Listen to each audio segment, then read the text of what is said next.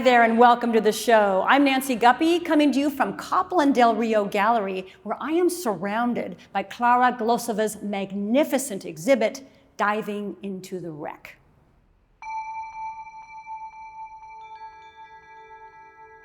Inspired by images of traditional Japanese pearl divers known as ama, who descend to great depths without protective gear or supplemental oxygen, Klara's monotypes, paintings, and sculpture are centered around water, the body, and the subconscious. Klara describes her process this way, quote, "I dove in and one by one, print by print, a story unfolded. The dive became a metaphor about going down deep into my own subconscious, facing things I was afraid of, and emerging with treasure which is so often gleaned in the depths." Diving into the Wreck, a gorgeous, thought-provoking show from a distinguished artist working at the top of her game, runs through October 28th. Hours and location are at koplindelrio.com. We've got a dynamite lineup for you, including artist and innovator Wynia Lang. My work is process-driven. Everything I do is finding a different process to create a pattern. A slate of live theater. And Red Dress hits Easy Street.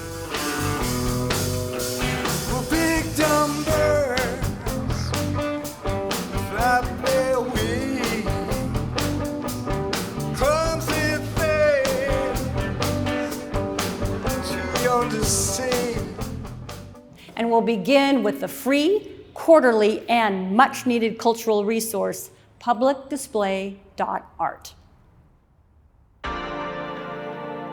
When people want to read the magazine, I want them to learn something and be excited about the arts again. I think there's so much wonderful art stuff happening in Seattle, and we're a resource for that.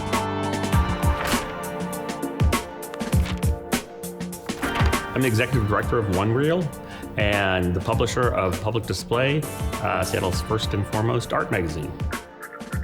So The Rocket is a longtime music magazine. It was kind of like the Northwest version of Rolling Stone. And I always thought, wouldn't it be cool to work there? And lo and behold, I was able to work there. So that kind of kick-started my love of print media. I worked down in California for a while for San Francisco Weekly, and I came back to work for The Stranger. I was the publisher of Seattle Met magazine for a short time. So I've had quite a bit of experience in publishing. Public Display is a magazine that we started back in 2021 to meet the needs of Seattle's arts community. By then, Stranger had stopped publishing, City Arts had gone out of business. There really was no arts media, so we decided to start a magazine. We just saw a great value in having something that was tangible, that people could pick up anywhere they wanted and view art, hopefully motivate them to go out and look at art.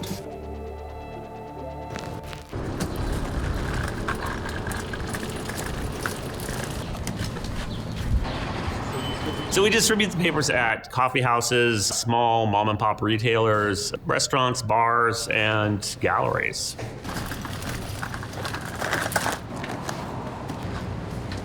There you go. Thanks. Yeah, no problem.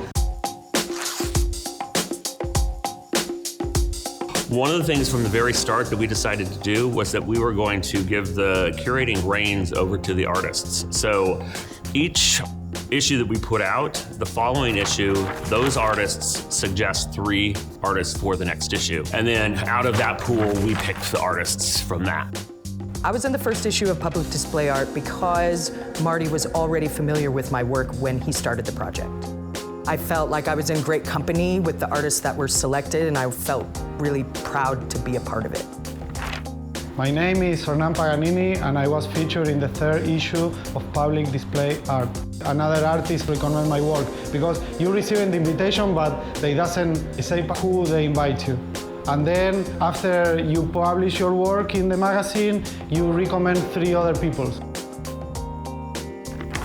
By being in the magazine, it definitely helped me reach out to a broader community. I remember there was this parent who emailed me and said that they saw my work in the magazine and her child started like posting my work on her bedroom, which I thought was like really cool.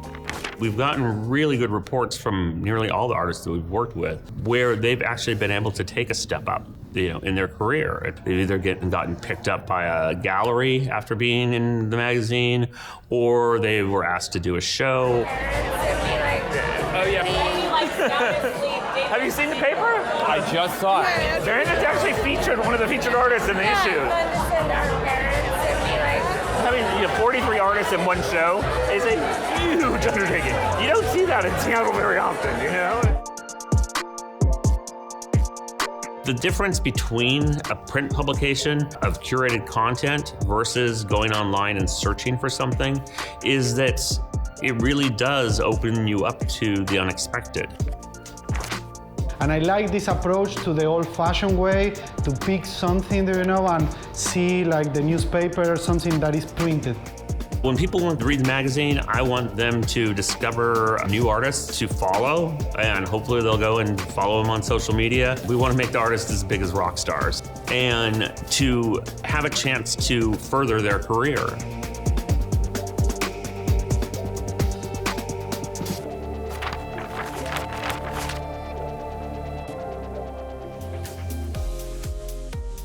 PublicDisplay.ART is available for free in over 600 restaurants, cafes, galleries, and bars, as well as in every branch of the Seattle Public Libraries.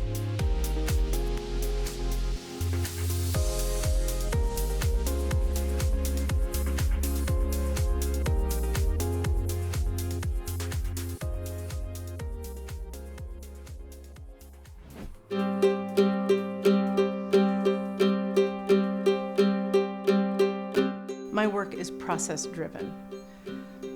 Everything I do is finding a different process to create a pattern.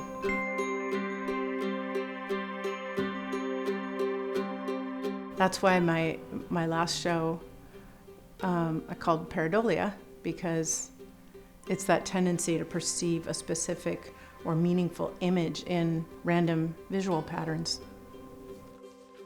I'm really drawn to organic pattern, the kind of pattern that's created from natural forces on the elements.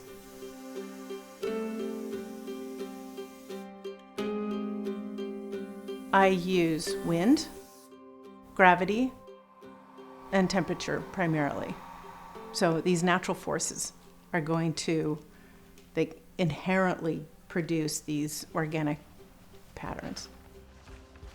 It might look like mycelium. It might look like waves or rays of sunshine through water or earth from above. I'm really trying to observe and understand the nature of a material and then exploit those characteristics. So glass is flat, it's impermeable, and it's translucent. And then I've been playing with paper a lot lately too, because it has a whole different quality. It's surprising how much this dye will migrate. It's very, very fluid. And so then I'm trying to corral it or spread it across.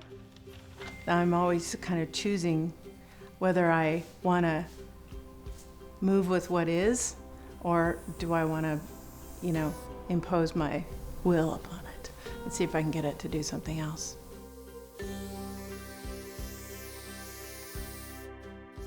Unlike with a paintbrush or traditional mark-making tools, I'm not adding a line.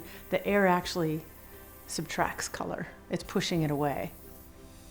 So I start pushing that color back and forth.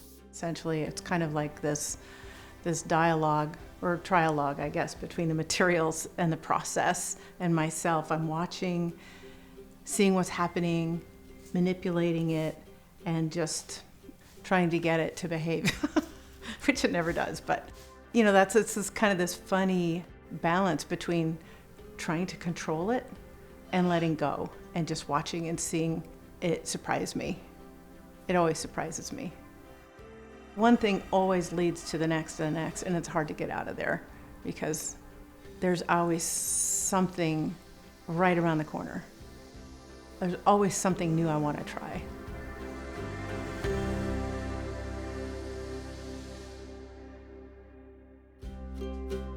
Learn more about Wynia and her myriad of beautiful and eclectic artworks and projects at rhuby.com.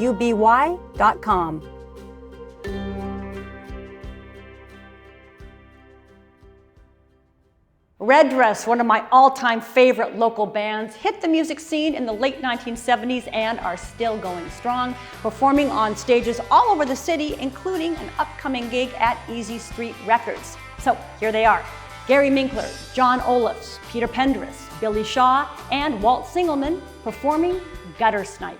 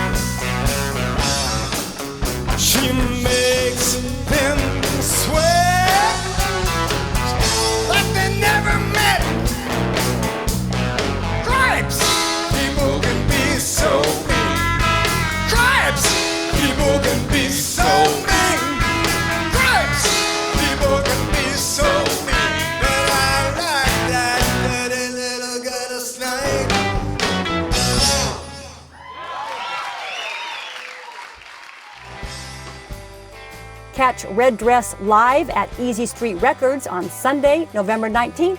Show starts at 5:30 sharp.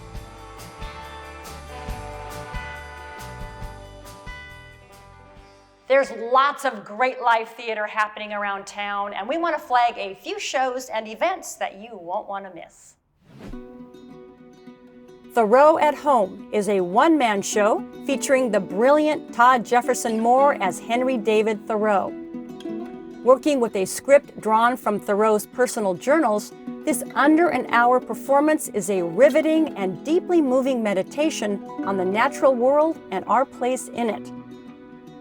Thoreau at Home plays at Whidbey Island Center for the Arts October 13th through the 28th.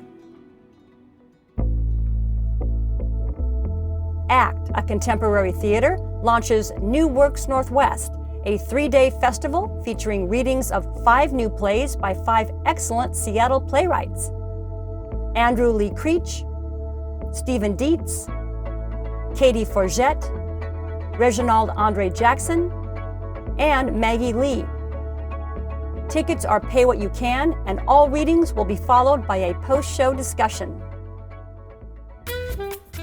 3-time Emmy-nominated actress Molly Shannon, known by many for her hilarious, over-the-top Saturday Night Live character Mary Catherine Gallagher, is coming to the Moore Theater to talk about her successful decades-long career and her poignant new memoir, Hello, Molly, and I'll be leading the conversation. Molly at the Moore happens Saturday, October 21st.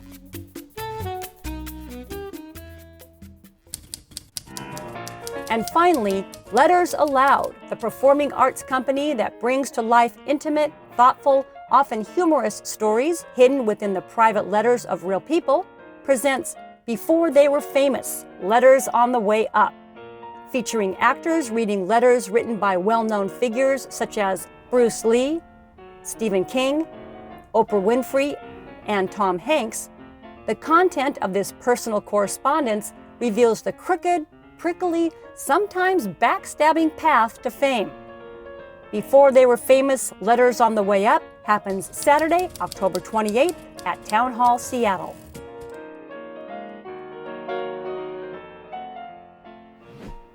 And that's a wrap. Big thanks to Koplin Del Rio Gallery for hosting us, and a reminder that Diving into the Wreck runs now through October 28th. And thanks to you for tuning in. Have a great week, and we'll see you soon. The sky is a pit. The sky is a blue. Forever these monsters will fly through you.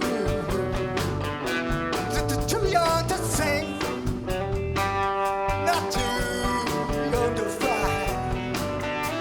Stone Age birds in the teeny sky. Stone Age birds in the teeny sky.